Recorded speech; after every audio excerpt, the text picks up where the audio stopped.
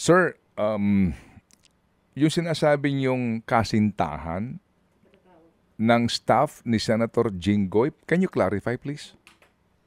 Parang may sinabi ko siyang ganun. Yung Beng Ramos daw po, parang naging kasintahan nung staff ni Senator Jinggoy. Parang meron siyang ganung pagbabanggit po kahapon. Pero tinanggi niya na yung Beng Ramos ay naging staff niya over the course of the years in the Senate. No?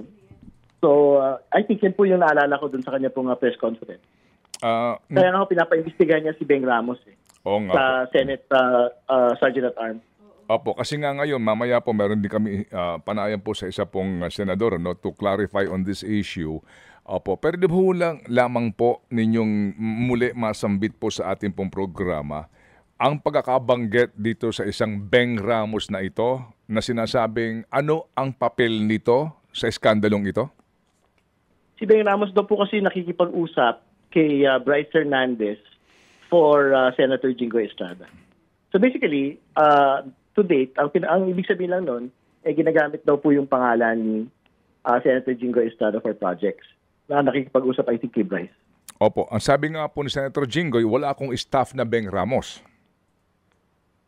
Tama po, sinabi niya po yun. Ang sabi niya, pero may Beng Ramos daw po sa Blue Ribbon Committee. At yun na nga, parang I think yung tao na yun, linipat na sa motor pool. Yun ang huli kong pagbabanggit. No?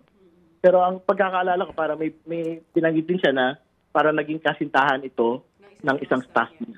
Opo. Beng Ramos. Itong Beng Ramos is Divina Gracia Ramos, right? I don't know. I just know the name Beng Ramos po. Mga kapatid, brothers and sisters, saan ka pa? Dito na tayo sa totoo. Dito na tayo sa True FM. Mga kapatid, mag-subscribe and follow po kayo sa social media accounts ng True Network PH. Yan po kami. Hanapin nyo lang True Network PH, Facebook, Instagram, YouTube, TikTok, and podcast.